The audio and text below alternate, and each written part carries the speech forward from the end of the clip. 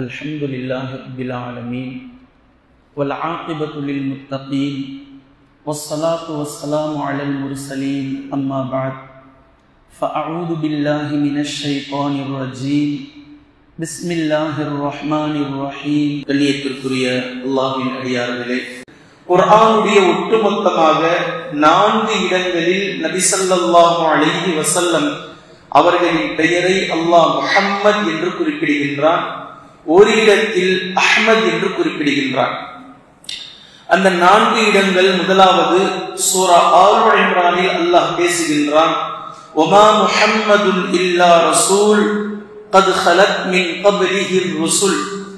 இந்த இடம் நபி ஸல்லல்லாஹு அலைஹி வஸல்லம் அவர்களும் மரணிப்பார்கள், அவர்களும் வஃபாத் ஆவார்கள், மௌத்தாவார்கள் என்ற செய்தியை பற்றி பேசக்கூடிய இந்த வசனம் இறங்கக்கூடிய நேரத்தை தாண்டி நபி ஸல்லல்லாஹு அலைஹி வஸல்லம் அவர்கள் உண்மையாகவே மரணித்ததற்கு பின்னால் அபூபக்கர் சித்தீக் ரலியல்லாஹு அன்ஹு அவர்கள் மஸ்ஜிதுல் நபவியுடைய மிம்பரின் மீது ஏறி அல்லாஹ்வை போற்றி புகழ்ந்தார்கள்.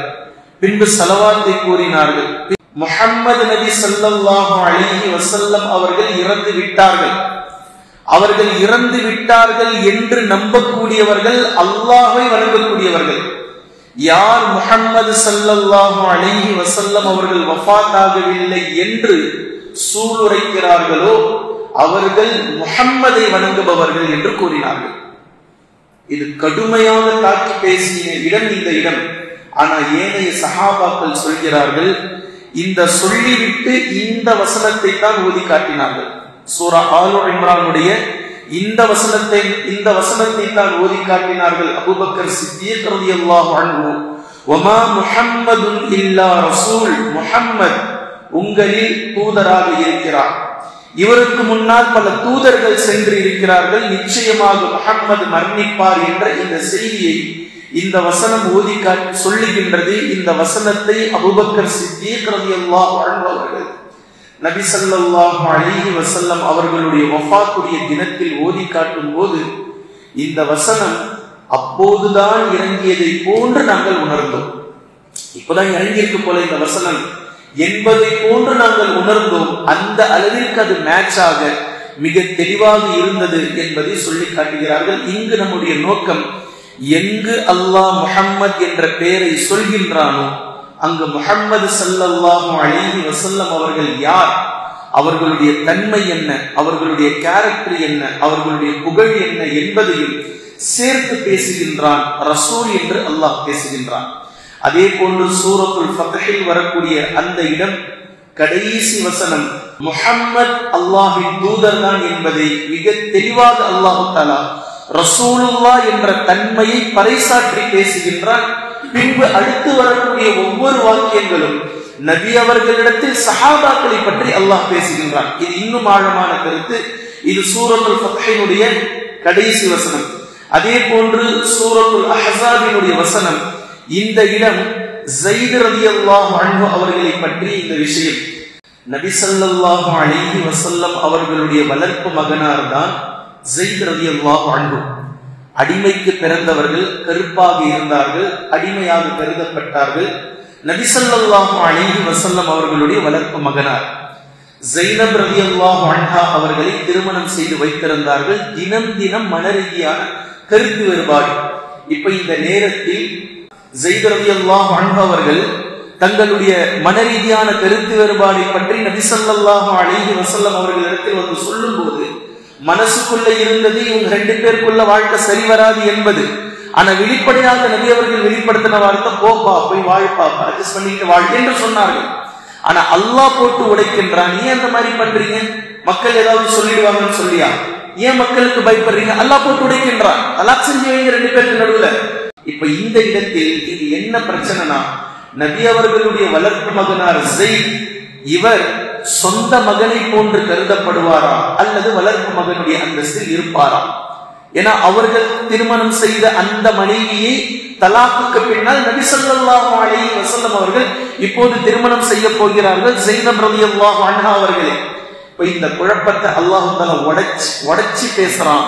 மா கான முஹம்மதுன் அபா அஹதின் மிர் ரிஜாலிக்கும், உங்களில் யாருக்கும் முஹம்மது தந்தை கிடையாது, மாற்றமாக வலாகிர் ரசூலுல்லாஹி வ காதமன் நபியீன், அவர் அல்லாஹ்வின் தூதர் ரசூலுல்லாஹ், மேலும் நபிமார்களில் இறுதியானவர். அவரை ரசூலுல்லாஹ்வாக நீங்கள் பாருங்கள், நபியாக பாருங்கள், இறுதி தூதராக நீங்கள் பாருங்கள். இதே போன்று சூரா முஹம்மத், சூராவின் பேரே முஹம்மத்.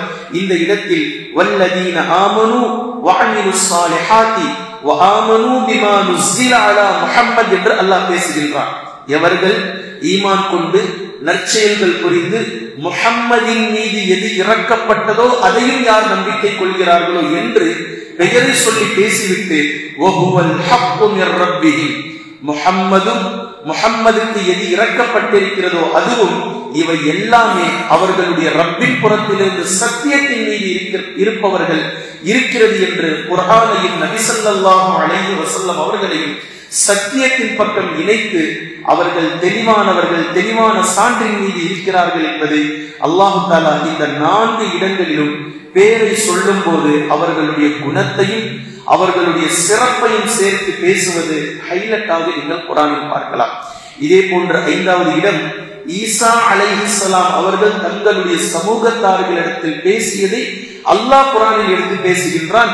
வஇத் கால ஈஸா இப்னு மரியம், மரியமின் மகன் ஈசா, இருவரின் மீதும் சாந்தி உண்டாகட்டும், அவர்கள் பேசியதை நபியே நீங்கள் நினைத்து பாருங்கள். யா பனி இஸ்ராயீல், பனி இஸ்ரவேல் மக்களே, இன்னி ரசூலுல்லாஹி இலைக்கும், நிச்சயமாக உங்களின் பக்கம் நான் தூதராக வந்திருக்கின்றேன். முஸத்திகன் லிமா பைன யதைய மினத் தௌராத், உங்களுக்கு ஏற்கனவே தௌராத் வேதத்தில் என்னை பற்றி சொல்லி இருக்கின்றது. அவன்தான் நான் ரசூலாக உண்மைப்படுத்தக்கூடியவனாக, தௌராத்தில் என்னை பற்றி சொல்லப்பட்டிருந்ததை நான் உண்மைப்படுத்துபவனாக உங்களிடத்தில் வந்திருக்கிறேன் என்று தன்னை பற்றி சொல்லிவிட்டு பின்பு சொல்கிறார்கள், ஓ முபஷ்ஷிரா, பின்பு நான் உங்களுக்கு ஒரு சுப செய்தியும் சொல்கின்றேன். யாருக்காக? பி ரசூலின் யஅதி மின் பஅதி, எனக்கு பின்னால் ஒரு ரசூல் வர இருக்கின்றார். அவர் பேர் இஸ்முஹு அஹ்மத். அஹ்மத் என்ற பெயரை சொல்வதற்கு முன்னால் நபி ஸல்லல்லாஹு அலைஹி வஸல்லம் அவர்களுடைய தன்மையை அல்லாஹ் தஆலா ரசூல் என்று, முபஷ்ஷிர் என்று கொண்டு வந்திருப்பது மிகப்பெரிய ஹைலைட். நபி ஸல்லல்லாஹு அலைஹி வஸல்லம் அவர்கள் கூறுகிறார்கள், நாளை மறுமை நாளையில் ஆதம் அலைஹிஸ்ஸலாம் முதல் படைக்கப்பட்டிருக்கக்கூடிய எல்லா மனிதர்களுக்கும் நான் தலைவனாவேன். மேலும் என்னுடைய கரத்தில் அல்லாஹ்வினால் லிவாஉல் ஹம்த், ஹம்து என்று சொல்லக்கூடிய ஒரு கொடி கொடுக்கப்படும். இந்த கொடியின் கீழாக ஒட்டுமொத்த நபிமார்களும் ஒட்டுமொத்த மக்களும் ஆதம் அலைஹிஸ்ஸலாம் அவர்களுடைய சந்ததிகள் எல்லோரும் வந்து விடுவார்கள். மேலும் நபி ஸல்லல்லாஹு அலைஹி வஸல்லம் அவர்கள் கூறுகிறார்கள், வ அன அவ்வலு ஷாஃபிஈ, நான் தான் சிபாரிசு செய்பவர்களிலும் முதலாமவனாக இருப்பேன். அதே போன்று வ அவ்வலு முஷஃபா, என்னுடைய சிபாரிசு தான் முதலாக அல்லாஹ்விடத்தில் அங்கீகரிக்கப்படும். அதிலும் நான் தான் முதலாமவனாக இருக்கின்றேன். வலா ஃபஹர், அதில் எனக்கு எந்த பெருமையும் இல்லை. மேலும் வ அவ்வலு மையுன் ஷக்க அன்ஹுல் கப்ர், கபரிலிருந்து எழுப்பப்படக்கூடிய நபர்களில் முதலாமவனாக நான் தான் இருப்பேன். இந்த ஹதீஸ் சஹீஹ் முஸ்லிமில் அபூ ஹுரைரா ரலியல்லாஹு அன்ஹு அவர்களுடைய அறிவிப்பிலே நீங்கள் பார்க்கலாம். அதே போன்று அனஸ் பின் மாலிக் ரலியல்லாஹு அன்ஹு அவர்கள் அறிவிக்கிறார்கள், இந்த ஹதீஸும் முஸ்லிமில் பதிவாக்கப்பட்டிருக்கின்றது. நான் மறுமை நாளுக்கு பின்னால், அதாவது மறுமை நாளையில் சொர்க்கத்திற்கு வந்து சொர்க்கத்தினுடைய கதவிற்கு வந்து கதவை தட்டுவேன். ஃபயகூலு அல் ஹாஸின், சொர்க்கத்தினுடைய காவலாளி என்னிடத்தில் கேட்பார், மன் அன்த, யார் யார் கதவை தட்டுகிறீர்கள் என்று கேட்பார். அப்போது நான் சொல்வேன், ஃபஅகூலு முஹம்மத், நான் முஹம்மது வந்திருக்கிறேன் என்று நான் கூறுவேன். அப்போ அந்த காவலாளி சொல்வார், சுப்ஹானல்லாஹ், ஃபயகூலு பிக, அப்படி என்றால் சரிதான், ஏனென்றால் நான் ஏவப்பட்டிருக்கின்றேன். முஹம்மத் சொர்க்கத்திற்குள் நுழைவதற்கு முன்னால் யாரும் நுழையக்கூடாது என்று நான் பணிக்கப்பட்டிருக்கின்றேன் என்று அந்த காவலாளி கூறுவார் என்று அல்லாஹ்வின் தூதர் ஸல்லல்லாஹு அலைஹி வஸல்லம் அவர்கள் கூறியதை நாம் பார்க்கிறோம்.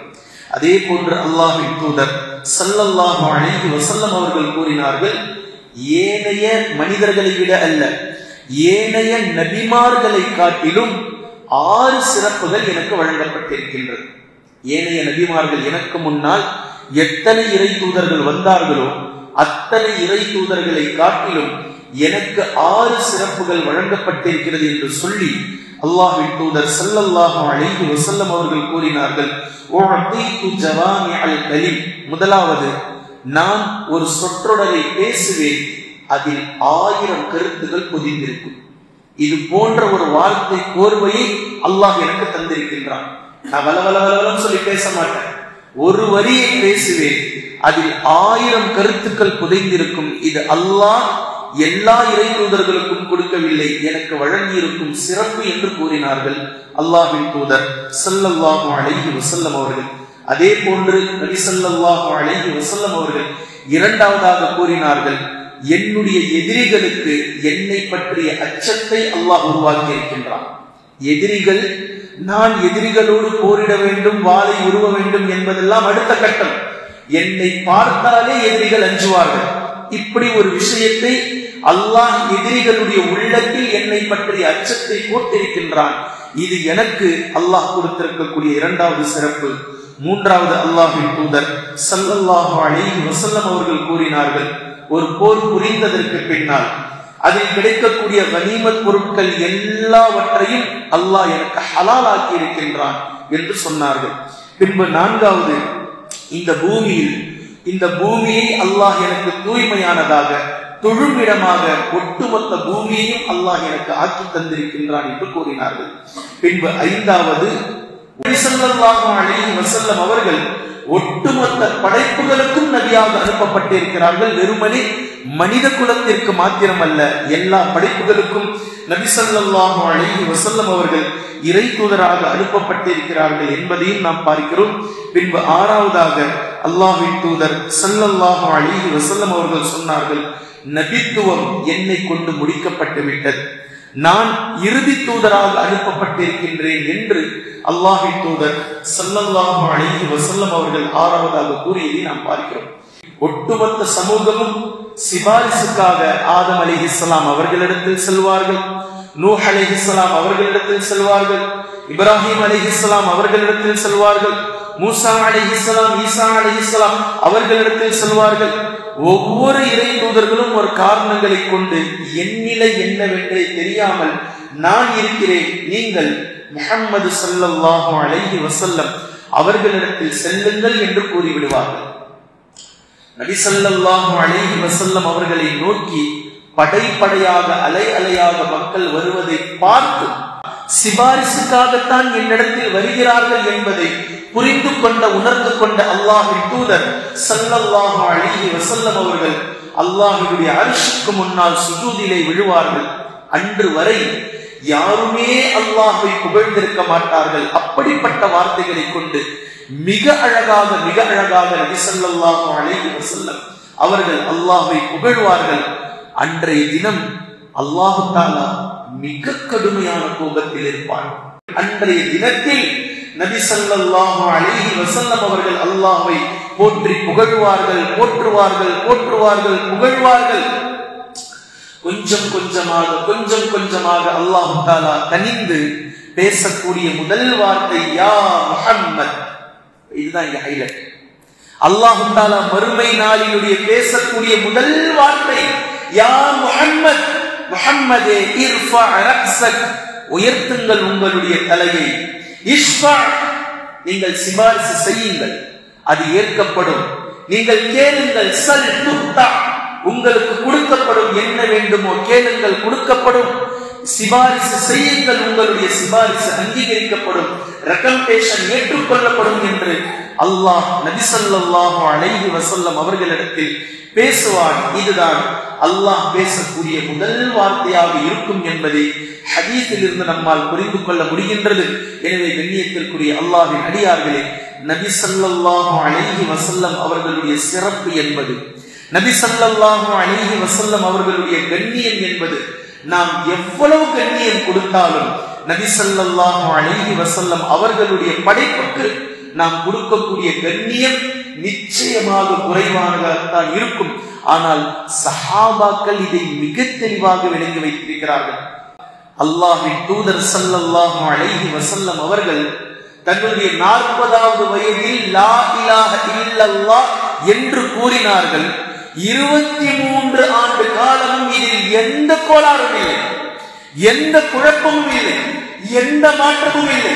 லா இலாஹ இல்லல்லாஹிற்கு தான் நாம் வந்தோம், லா இலாஹ இல்லல்லாஹிற்கு தான் வாழ்ந்து கொண்டிருக்கின்றோம், லா இலாஹ இல்லல்லாஹ் என்ற அடிப்படையில் தான் நாம் மரணிப்போம் என்பதை மிக தெளிவாக, மிக துல்லியமாக இந்த உலக மக்களுக்கு அல்லாஹ்வின் தூதர் ஸல்லல்லாஹு அலைஹி வஸல்லம் அவர்கள் எடுத்துரைத்தார்கள்.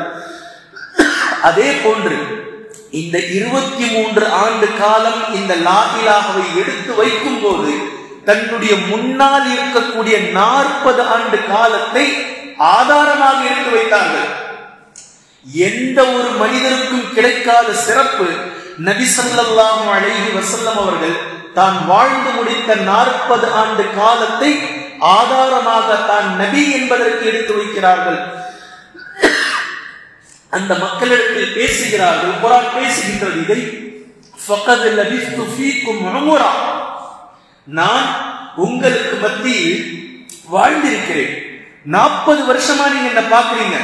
ஒரு பொய், ஒரே ஒரு பொய், எங்கேயாவது அமானிதத்தில் மோசடி, அமீன் என்பதிலிருந்து நான் விலகி இருந்து ஒரு பொய்யனாக நீங்கள் என்னை கண்டிருந்தால் நான் ஒத்துக்கொள்கிறேன், இப்போது நான் சொல்வது பொய் என்று.